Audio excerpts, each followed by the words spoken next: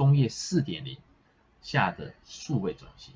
那在工业4.0呢，它的数位转型其实讲的就是所谓的 CPS，CPS，那以及 Digital Twin 所谓的这个数位双胞胎或是数位孪生这样的一个，它比较偏于所谓的制造业。当然跟我们数位转型其实都有相关，所以我特别在这边呢，把这个3个不同的这个系统也好，或者这样的一个趋势或是名词，特别把它做在一起，框在一起。其实我们的数位转型是跟顾客这方面会比较有关系，所以我把它称为顾客关系在数位转型。其实它也是涵盖到我们营运方面。我们营运方面也可以透过 CPS 的概念来运作，来导入，从这个出发点让做数位转型。那这个在 CPS 我就把它称为卓越营运部分。另外呢 Digital Twin 的部分呢，在于说模拟产品作动之外，它模拟产品到现场到那个环境下的一个整个的环境对于你现在产品的影响程度，也可以让你在产品设计上面可以这个提早做出精确的设计，然后提早上市，所以我称为产品引导。那这样讲其实是比较模糊的，是比较无法去想象的所以我用3支影片来特别来跟大家介绍一下所谓的数位转型跟这个所谓虚实整合，就是 CPS Cyber Physical System 跟我们的 Digital Twin 这个数位孪生上面有什么不一样。那我相信呢，看了这几部影片之后，你就会豁然开朗。好，首先我们来看一下数位转型的部分我们来看这部影片。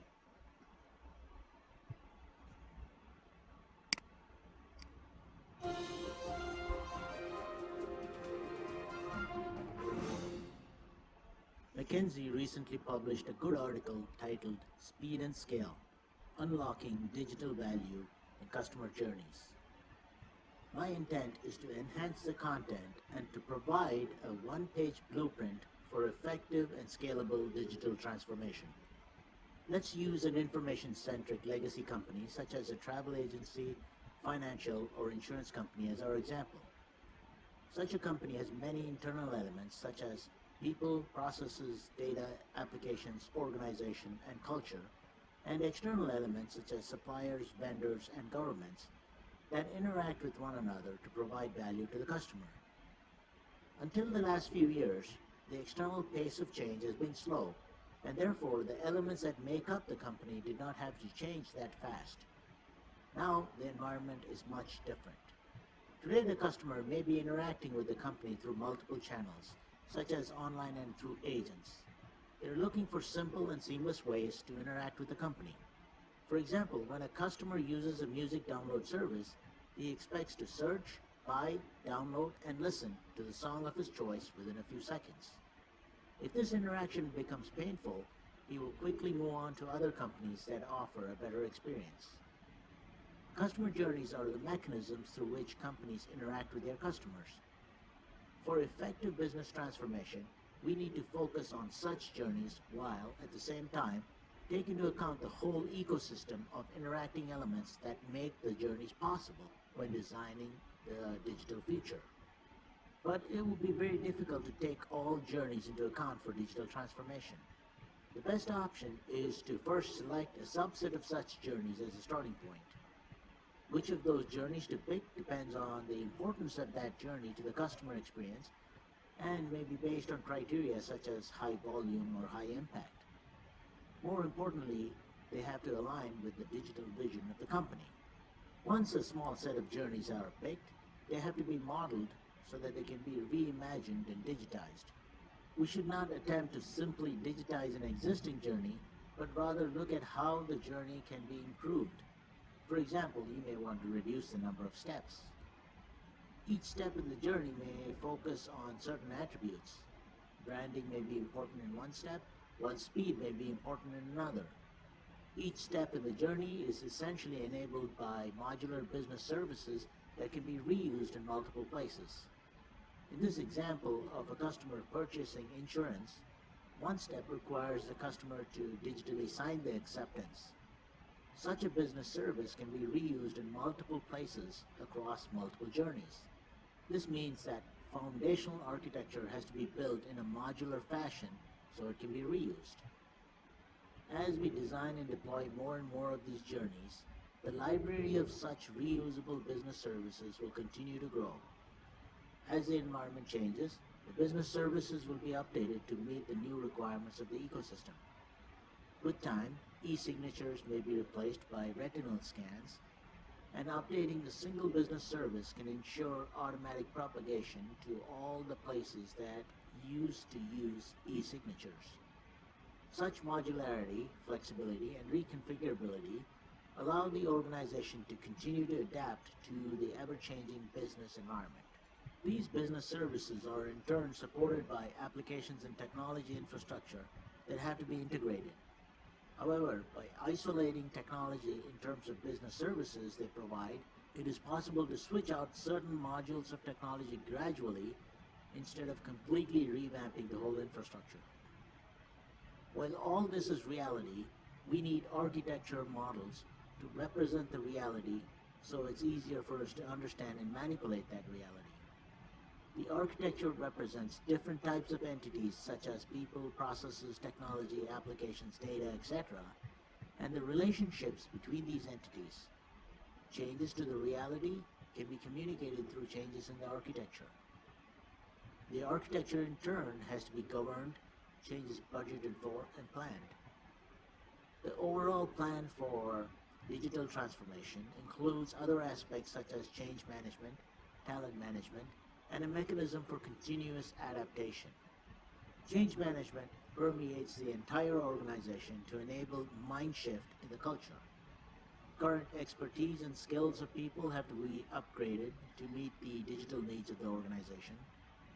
One of the most effective ways to help employees increase their digital knowledge is to team them up in work cells, which include a cross-section of people from different areas to collaborate. As new techniques and approaches are available, they are fed into the teams so they can continue to mature. The transformation journey never ends, continuing to evolve and adapt to the changing business and customer needs. As the transformation rolls out, the metrics and key indicators that used to be relevant in the legacy context are not necessarily relevant anymore. New metrics have to be developed and monitored to provide a real-time dashboard for leaders to make decisions and fine-tune the organization. All the influences of the ecosystem on the business is considered, and the cycle starts all over again. This blueprint is not comprehensive and is intended to just give an idea of the things that have to be considered in a digital transformation effort. Each of these steps can further be expanded into multiple levels of detail. OK， 这部影片呢、是有一个教授叫 Ray Marshall 其实他在 TED 也是蛮著名发表过很多的如果大家很多的这个演讲那如果大家喜欢他，也可以去这个 YouTube 上面来做个订阅，他也讲蛮多的我觉得也蛮受用的。那这个影片呢里面有讲述到数位转型它一开始企业可能在过往可能是比较缓慢的一个环境之下可是现在环境已经开始不一样了，我们的客户开始慢慢转到线上，转到线上的时候呢，现在里面有讲到 customer journey， 也就是所谓的顾客旅程当中，已经起了非常大的变化。因此他为了要因应这样的一个时代，就会导入了所谓的e-signature， 就是所谓的电子签名的部分那只是一个简单的电子签名，其实不然。当导入这个电子签名的时候，有可能在很多的，比如说它的这个 insurance 所谓的保险部分的所有的应用程式或者是 paper什么等等这时候就开始要做很大的改变。当你做很大的改变的时候，你的数位这边的基础建设是不是要建设起来？当你这个很大才能办法应付这么大的改变，以及突然临时跑进来的很大的 loading 才能负载了。这个时候呢，当你数位基础改变的时候呢，你的所有的企业架构是不是要流程以及这些人员呢，就要做一个很大的改变，以及行政方面或者预算啊这方面都要整个做改变，才能做这样的因应。那不然的话，虽然你导入一个 e-signature， 它里面的举例是用虹膜也好或是用其他的电子数位工具来做这样的方法它整个其实体制已经变得不一样。这时候你要必须训练你的企业里面的人员开始有数位文化跟数位力，并且你的组织架构要变得非常敏捷，随时可以因应不同的变化。所以他在这边有讲到说，当你开始训练你的企业的同仁的时候，变成他的这个人才管理上面呢，让他们变得升级有数位头脑的时候，你的企业上面在应变的时候才变像 work cell， 就是所谓的那种细胞分支，它因应不同的变化。当你这有因应不同的变化的时候，有数位化的时候这个上层就可以透过 dashboard 这样的一个方式截取所有的一个数位的像数据来做一个决策，才能快速的反映这个往前反映到企业经营上面，这才是真正数位转型。所以我觉得这一个影片是非常好，让我们可以理解，原来数位转型并不是只有导入数位工具这么简单，它必须做了很多地方，它才是真正的数位转型，体制上的整个改变，而不是只有表面上面导入哪些工具。那我在这边帮各位所规划的一系列的所有的数位转型，最主要的是 focus 在不是只有导入数位工具，我希望可以帮助我们的朋友们在导入数位转型，真正是转型来做这方面做一个努力。这个数位转型呢，也不是所谓的1年2年就可以了。我希望这个长期规划之后呢，可以帮助大家到3年5年之后达到真正想要做的愿景。好，这个是客户体验的数位转型蓝图的一个影片接下来我刚才有讲到所以在工业 4.0 下面，其实工业 4.0 也是一种数位转型，但是它属于比较偏属于制造业这一块。所以工业 4.0 开宗明义，他们希望他们的企业，就是这些在工业 4.0 下的企业导入的工业 4.0 能达到 CPS。那 CPS 台湾叫做虚实整合，就是 Cyber Physical System。